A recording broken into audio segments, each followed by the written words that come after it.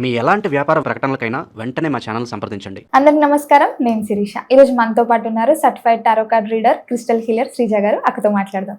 అక్క నమస్తే. అక్క, ముఖ్యంగా 2025 అయిపోయింది, 26కి వచ్చాం. సో ప్రతి ఒక్కరికి ఉంటుంది ఈ 2026 ఎలా ఉంటుంది ఒక్కొక్కరికని. సో ముఖ్యంగా చూసుకుంటే సింహరాశి వారికి ఎలా ఉంటుంది అంటారు? సింహరాశి వాళ్ళు ఫస్ట్ ఆఫ్ ఆల్ క్వైట్గా, నెమ్మదిగా, శాంతంగా ఉండడం, బిహేవియర్ అలా అలవాటు చేసుకోవడం అనేది చాలా ఇంపార్టెంట్.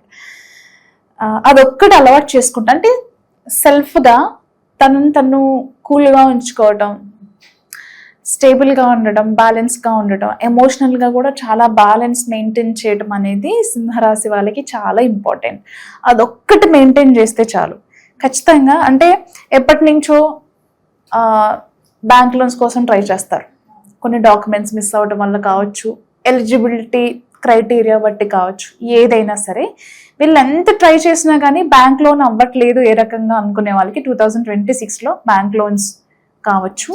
అలాగే మేబీ గతంలో ఏదైనా అప్పుగా అడ్జస్ట్మెంట్గా డబ్బులు ఇచ్చి ఉంటారు కదా, ఏదైనా లేదంటే ఏదైనా బిజినెస్లో ఒక ఇన్వెస్ట్మెంట్ చేసినా కానీ ఏదైనా సరే వీళ్ళ డబ్బులు ఎక్కడైతే స్ట్రక్ అయిపోయినాయో, అది ఒక ఇన్వెస్ట్మెంట్ రూపంలో కావచ్చు, అప్పు రూపంలో కావచ్చు, అడ్జస్ట్మెంట్కి ఇచ్చింది కావచ్చు, అలాగే బ్యాంక్ లోన్స్ కోసం ట్రై చేస్తూ ఇన్ని రోజులు విసిగిపోయిన వాళ్ళు కావచ్చు. మీ పనులన్నీ అవుతాయి, మీకు రావాల్సిన డబ్బులు మీ చేతికైతే ఇయర్లో వస్తాయి, ఖచ్చితంగా వస్తాయి. అదైతే ఒక చాలా పెద్ద ప్లస్ పాయింట్ అని చెప్పచ్చు ఇయర్లో సింహరాశికి సంబంధించి. సో ముఖ్యంగా స్టూడెంట్స్కి ఎలా ఉందంటారు? మరి స్టూడెంట్స్కి చాలా బాగుంది. అండ్ ఇంకొకటి ఏంటంటే, స్టూడెంట్స్ ఎప్పుడు మీరు అనుకున్నట్టే కాకుండా మీ ఫ్రెండ్స్ ఏం ఫాలో అవుతున్నారు, మీకు ఏం గైడెన్స్ కావాలి అంటే ఇక్కడ ప్రతిసారి మీరు అనుకుందే కాకుండా మీ గురువు అంటే మీకు ఎవరైతే మీ ప్రొఫెసర్స్ ఆర్ గురువు ఉంటారో, మీకు ఏదైనా అర్థం కాకపోయినా ఇంకేదైనా నేర్చుకోవాలి తెలుసుకోవాలనుకున్నా ఒక గైడెన్స్ అవసరం. గైడెన్స్ లేకుండా, టీం వర్క్ లేకుండా సోలోగా వెళ్ళటం అనేది మంచిది కాదు. సో ఇక్కడ గ్రూప్ డిస్కషన్స్ ఆర్ ఒక టీం లాగా కొన్ని సజెషన్స్ తీసుకొని వాళ్ళు ఏదైనా యాడ్ ఆన్ చేసుకుంటే లైఫ్లో అది చాలా బాగా హెల్ప్ అవుతుంది. ముఖ్యంగా మరి జాబ్ పరంగా వెళ్తే వాళ్ళకి ఎలా ఉంటుంది అంటారు? జాబ్ పరంగా చూసుకుంటే జాబ్ చేంజ్ అవ్వాలి, లేదా కెరియర్ చేంజ్ అవ్వాలి, ప్రమోషన్స్ కోసం, శాలరీ ఇంక్రిమెంట్స్ కోసం, ఆన్ సైట్ ఆపర్చునిటీస్ కోసం కానివ్వండి. అండ్ జాబ్ చేస్తూ కూడా ఏదైనా సోర్స్ ఆఫ్ ఇన్కమ్ పెంచుకోవడానికి చిన్న స్టార్టప్ కంపెనీస్, అది ఏ బిజినెస్ అయినా కానివ్వండి, చెయ్యాలి అని ఎప్పటి నుంచో ప్రయత్నాలు చేస్తున్న వాళ్ళకి చాలా అనుకూలంగా ఉంది. అంటే ఇంతకు ముందు ఐడియా రాలేదని కాదు, మేబీ అప్పుడు టైం సపోర్ట్ చేయలేకపోవచ్చు, కానీ 2026లో జాబ్ చేస్తూ కూడా ఇంకా ఏదైనా వీళ్ళు చెయ్యాలి అనుకుంటే సోర్స్ ఆఫ్ ఇన్కమ్ పెంచుకోవడానికి ఈ ఇయర్ చాలా అనుకూలంగా ఉంది. అక్క, ముఖ్యంగా ఎవరైతే మ్యారేజెస్ అవ్వలేదో, సో మ్యారేజెస్ కోసం చూస్తుంటారు కదా, సో వాళ్ళకి మ్యారేజెస్ అయ్యే ఛాన్సెస్ ఉన్నాయంటారా? అరేంజ్డ్ మ్యారేజ్కి చాలా అనుకూలంగా ఉంది. లవ్ మ్యారేజెస్ లవ్ మ్యారేజ్కి ఇంకా అనుకూలంగా ఉంది. యా, అంటే తనతో పెళ్ళైతే చాలు అనుకునే వాళ్ళు ఉంటారు కదా, మా అమ్మ ఒప్పుకోవాలి, నాన్న ఒప్పుకోవాలి, అందరూ ఒప్పుకోవాలి, రెండు వైపు నుంచి అని అనుకుంటాం కదా. సో దానికి ఎక్కువ పాసిబిలిటీస్ ఉన్నాయి. అంటే లైఫ్లో ఒక మ్యారేజ్ అనే కాదు, లైఫ్లో కొంతమంది ఈ లెవెల్కి రీచ్ అవ్వాలి అని కొన్ని గోల్స్ పెట్టుకుంటారు, కొన్ని డిజైర్స్ ఉంటాయి, కొన్ని డ్రీమ్స్ ఉంటాయి. అవి ఫుల్ఫిల్మెంట్కి ఈ ఇయర్ చాలా అనుకూలంగా ఉంది శిరీష.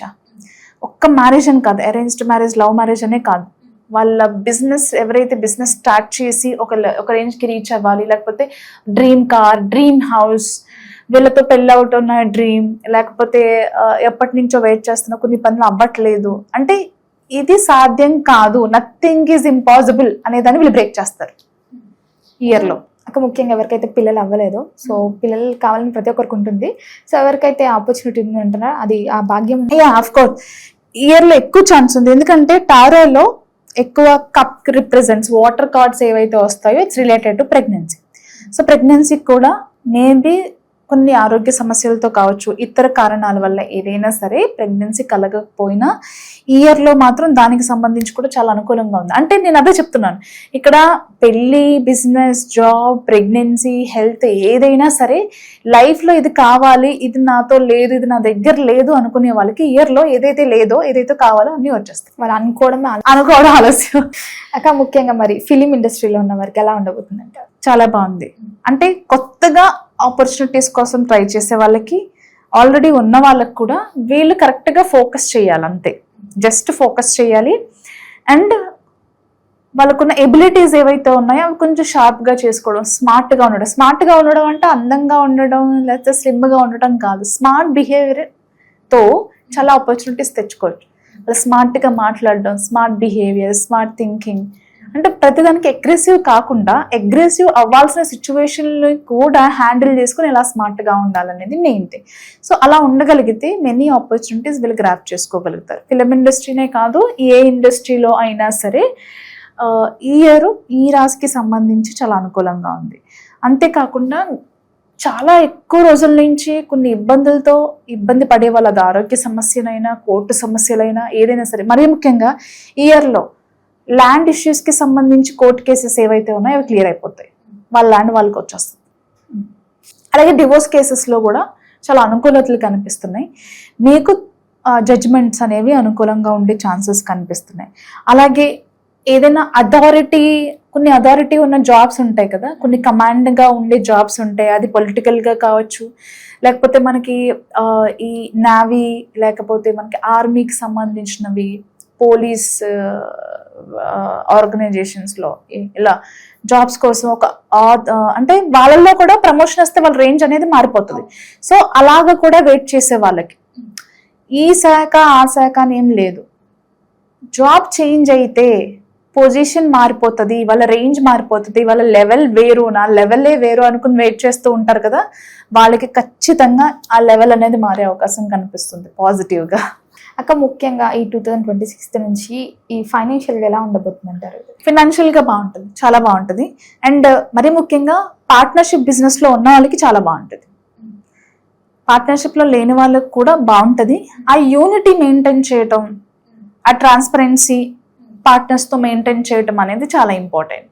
అలా ఉన్నట్లయితే ఏ డిస్టర్బెన్స్ లేకుండా బిజినెస్ పరంగా చాలా ముందుకు వెళ్ళి మంచి ప్రాజెక్ట్స్ కానివ్వండి, ఆపర్చునిటీస్ కానివ్వండి గ్రాప్ చేసే అవకాశం ఉంది. అక్క ఆరోగ్య పరంగా, హెల్త్ పరంగా ఎలా ఉంటుంది అంటారు ఇయర్ అంతా? హెల్త్ పరంగా చూసుకుంటే ఓవర్ థింకింగ్ ఒకటి పక్కన పెట్టాలి, డ్రైవింగ్లో చాలా జాగ్రత్తగా ఉండాలి. అండ్ చిన్న సమస్య కదా అని తీసి పడడానికి లేదు, చిన్నవే చాలా పెద్దవయ్యే అవకాశం ఉంటుంది. కాబట్టి ప్రతి చిన్నదానికి కూడా భయపడకుండా దాన్ని అక్కడ కరెక్ట్ చేసుకుంటే పెద్దది అవ్వకుండా ఉండే ఛాన్స్ ఉంటుంది. కాబట్టి ఆ రకంగా జాగ్రత్తలు తీసుకుంటే సరిపోద్ది. యోగా, మెడిటేషన్ అండ్ అంటే వాళ్ళు ఎక్కడుంటే ఏం చేస్తే పీస్ఫుల్గా ఉండగలుగుతారు, మైండ్ఫుల్గా ఉండగలుగుతారు అనేది చాలా ఇంపార్టెంట్. తీర్థయాత్రలకు వెళ్తారా, యోగా చేస్తారా, మెడిటేషన్ చేస్తారా, థెరపీస్ తీసుకుంటారా, లేకపోతే మీకు ఇష్టమైన ఫ్రెండ్స్తో, రిలేటివ్స్తో, మీ ఫ్యామిలీ మెంబర్స్తో ఎవరితో ఉంటే మీరు ఆరోగ్యంగా హ్యాపీగా ఉండగలుగుతారు వాళ్ళతో ఉండే ప్రయత్నం చేస్తే అదే పెద్ద థెరపీ. అక్క ఓవరాల్గా మరి ఈ ఇయర్ అంతా బాగుండాలంటే వీళ్ళకి ఎలాంటి రెమెడీస్ చెప్తారు? పౌర్ణమి రోజు, అమావాస్య రోజు నదీ తీరాల్లో స్నానం చేయటం, శివాలయంకి వెళ్ళి దీపం పెట్టడం, చండీ ప్రదక్షిణ చేసుకోవటం, రుద్రాభిషేకం శివుడికి ఆఫర్ చేయటం అనేవి ఇలాంటివి చాలా ఇంపార్టెంట్. అక్క ఓవరాల్గా 2026లో సింహరాశి వారికి ఎలా ఉంటుంది, ఎలాంటి జాగ్రత్తలు తీసుకోవాలి తెలియజేసినందుకు చాలా థ్యాంక్స్. Thank you.